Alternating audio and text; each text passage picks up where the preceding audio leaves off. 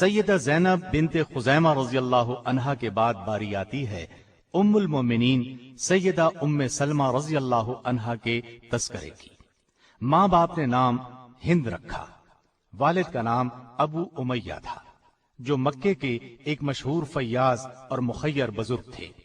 ان کی فیاضی اور سخاوت کا یہ عالم تھا کہ سفر میں جاتے تو پورے قافلے کے اخراجات خود برداشت کرتے۔ اسی بنا پر وہ ذات الراکب کے لقب سے ملقب تھے۔ سیدہ ام سلمہ رضی اللہ عنہا نے چونکہ ایک فراخ دل، وسیع حوصلہ اور فیاض باپ کے زیر سایہ تربیت پائی تھی، اس لیے وہ بھی انہی اوصاف سے متصف تھی۔ والدہ کا نام عاتقہ بنت عامر تھا۔ والد کا تعلق قریش کے مشہور خاندان بنو مخزوم سے تھا اور والدہ بنو فراس سے تھی۔ آپ کا پہلا نکاح عبداللہ بن عبد الاسد سے ہوا، جو ابو سلمہ کے نام سے معروف تھے۔ ام سلمہ کے چچا زاد اور نبی کریم صلی اللہ علیہ وسلم کے رضائی بھائی تھے۔ ان دونوں میاں بیوی کا شمار ان خوش بخت حضرات میں ہوتا ہے جو اسلام کے دور اول ہی میں نعمت اسلام سے بہرہ مند ہو گئے تھے۔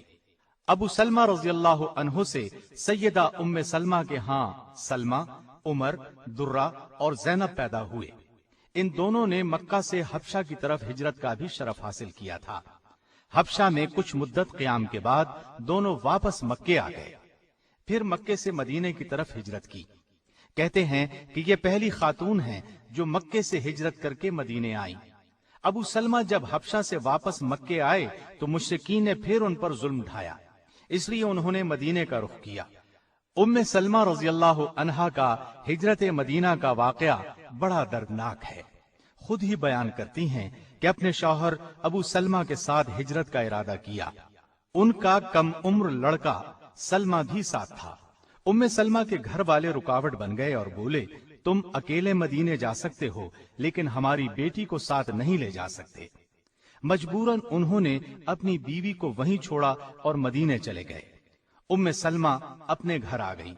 اس وقت ان کی گود میں دودھ پیتا بچہ تھا۔ ام سلمہ کے گھر والوں نے انہیں شوہر کے ساتھ ہجرت کرنے نہیں دی اور ابو سلمہ کے گھر والوں نے ان سے بچہ بھی چھین لیا۔ اب حالت یہ تھی کہ ابو سلمہ مدینے میں تھے، ام سلمہ اپنے گھر میں اور بچہ ابو سلمہ کے ماں باپ کے پاس تھا۔ ظاہر ہے یہ صورت ام سلمہ کے لیے کس قدر اذیت ناک تھی۔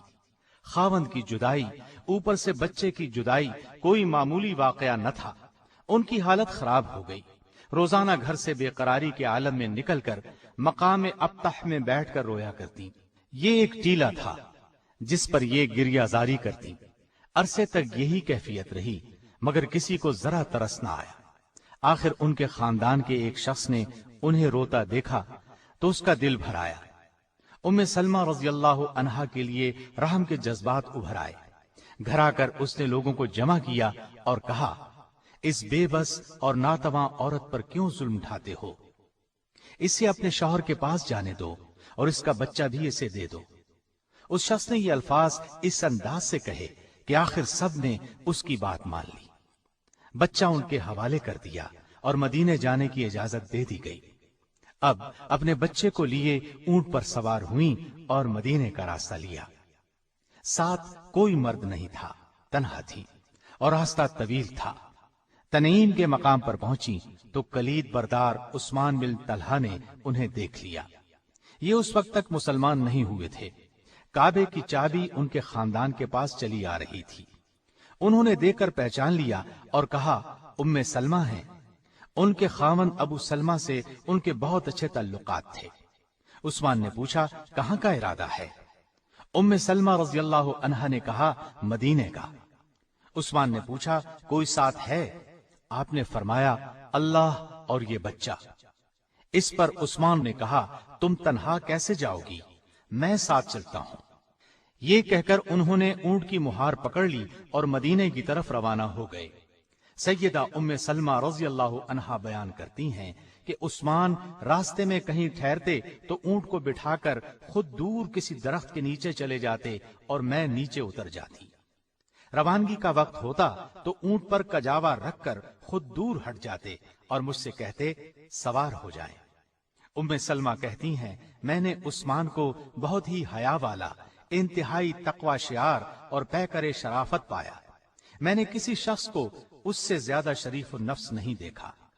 مختلف منازل پر قیام کرتے آخر وہ مجھے مدینے تک لے آئے۔ جب قباء کی آبادی پر نظر پڑی تو کہنے لگے، اب آپ اپنے شوہر کے پاس چلی جائیں، وہ یہیں ٹھہرے ہوئے ہیں۔ ام سلمہ رضی اللہ عنہا ادھر روانہ ہوئیں اور عثمان بن طلحہ رضی اللہ عنہ نے مکے کی راہ لی۔ اب ام سلمہ رضی اللہ عنہا اپنے شوہر کے ساتھ مدینے میں زندگی کے دن گزارنے لگی۔ وہ بہت خوش تھے۔ 2 ہجری میں بدر کا معرکہ ہوا، پھر احد کی لڑائی پیش آئی۔ ابو سلمہ رضی اللہ عنہ نے دونوں میں بھرپور حصہ لیا۔ احد کی لڑائی میں زخمی ہو گئے۔ یہ زخم اتنے شدید تھے کہ جمادی الاخری 4 ہجری میں زخموں کی شدت اور تکلیف سے اپنے خالق حقیقی سے جا ملے۔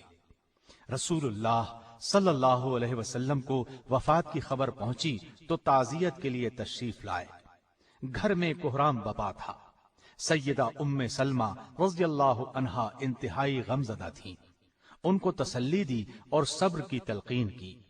وفات کے وقت سیدنا ابو سلمہ کی آنکھیں کھلی رہ گئی تھیں۔ آپ صلی اللہ علیہ وسلم نے اپنے دست مبارک سے ان کی آنکھیں بند کی۔ اس موقع پر آپ صلی اللہ علیہ وسلم نے فرمایا، انسان کی روح جس وقت قبض کی جاتی ہے تو اس کی دونوں آنکھیں اس کو دیکھنے کے لیے کھلی رہ جاتی ہیں۔ اس کے بعد آپ صلی اللہ علیہ وسلم نے ان کی نماز جنازہ پڑھائی۔ مسلم کی روایت میں اس طرح ہے کہ ام سلمہ کہتی ہیں، جب میں چیخی چلائی تو رسول اللہ صلی اللہ علیہ وسلم نے فرمایا، کیا تم شیطان کو اس گھر میں داخل کرنا چاہتی ہو جس گھر سے اللہ نے اس کو نکال دیا ہے؟ آپ صلی اللہ علیہ وسلم کے ان الفاظ کے بعد میں نے منہ سے آواز نہیں نکالی۔ ابو سلمہ رضی اللہ عنہ کی وفات کے بعد جب عدت گزر گئی تو سیدنا ابو بکر صدیق رضی اللہ عنہ نے ام سلمہ رضی اللہ عنہا کو نکاح کا پیغام دیا، لیکن سیدہ نے انکار کر دیا۔ اس کے بعد سیدنا عمر رضی اللہ عنہ نبی کریم صلی اللہ علیہ وسلم کا پیغام لے کر آئے تو انہوں نے فرمایا، میرے چند عذر ہیں۔ میں ایک غیور عورت ہوں، عیالدار ہوں۔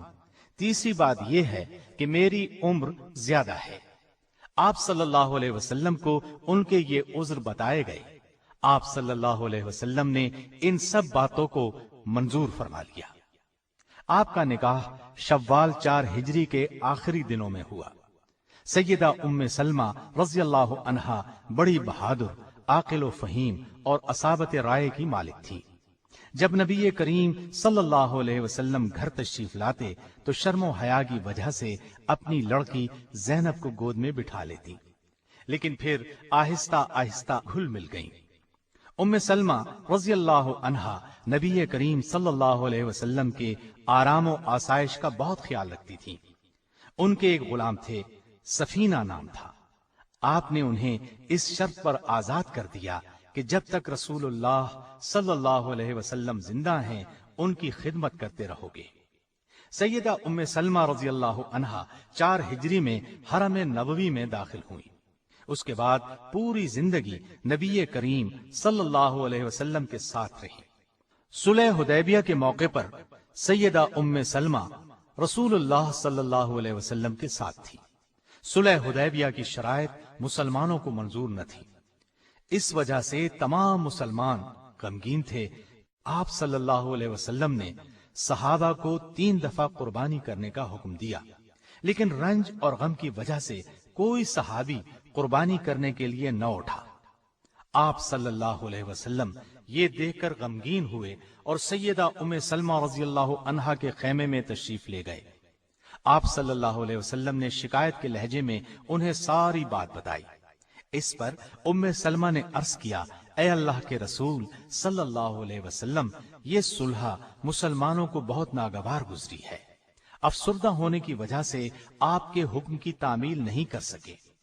آپ کسی سے کچھ نہ کہیں بلکہ باہر نکل کر اپنی قربانی کریں اور سر منڈوا دیں، یہ خود بخود آپ کی پیروی کریں گے۔ آپ صلی اللہ علیہ وسلم نے ان کا یہ مشورہ پسند فرمایا اور باہر نکل کر قربانی کی۔ نبی کریم صلی اللہ علیہ وسلم کا قربانی کرنا تھا کہ سبھی نے قربانی شروع کر دی اور سر منڈوا کر احرام اتار دیے۔ اس واقعے سے معلوم ہوتا ہے کہ آپ رائے دینے میں ماہر تھیں، لوگوں کی فطرت شناسی میں انہیں کمال حاصل تھا۔ سیدہ ام سلمہ رضی اللہ عنہا کی وفات کب ہوئی اس میں اختلاف ہے۔ صحیح بات یہ معلوم ہوتی ہے کہ 63 ہجری میں جس سال حرہ کا واقعہ پیش آیا 84 برس کی عمر میں وفات پائی۔ سیدنا ابو ہریرہ رضی اللہ عنہ نے نماز جنازہ پڑھائی اور بقیع الغرقد یعنی جنت البقیع میں دفن کیا گیا۔ نبی اکرم صلی اللہ علیہ وسلم سے آپ کی کوئی اولاد نہیں تھی، ساری اولاد پہلے شوہر ابو سلمہ رضی اللہ عنہ سے ہوئی تھی۔ ام سلمہ حسن و جمال میں یکتائے زمانہ تھی، بال نہایت گھنے تھے، آپ بہت فضائل کی مالک تھی۔ علم کے لحاظ سے اگرچہ سبھی ازواج مطہرات کا درجہ بلند ہے، لیکن سیدہ عائشہ رضی اللہ عنہا اور سیدہ ام سلمہ رضی اللہ عنہا کا تو ان میں جواب نہیں تھا۔ لوگ مسائل ان سے پوچھتے تھے۔ سیدنا ابو ہریرہ رضی اللہ عنہ اور سیدنا عبداللہ بن عباس رضی اللہ عنہ جیسے عالم فاضل ان سے مسائل پوچھتے تھے۔ تابعین کا ایک بہت بڑا گروہ ان سے علم حاصل کرتا رہا۔ قرآن مجید نبی کریم صلی اللہ علیہ وسلم کی طرز اور لہجے میں پڑھتی تھی۔ ایک مرتبہ کسی نے سوال کیا، نبی اکرم صلی اللہ علیہ وسلم کس طرح تلاوت کیا کرتے تھے؟ سیدہ نے فرمایا، ایک ایک آیت الگ الگ پڑھتے تھے، پھر خود اس طرح پڑھ کر سنایا۔ حدیث کے میدان میں بھی آپ کا خاص مقام تھا۔ سیدہ عائشہ رضی اللہ عنہا کے سوا اس فن میں ان کے مقابلے کا کوئی نہیں تھا۔ 387 احادیث روایت کی۔ حدیث سننے کا بہت شوق تھا۔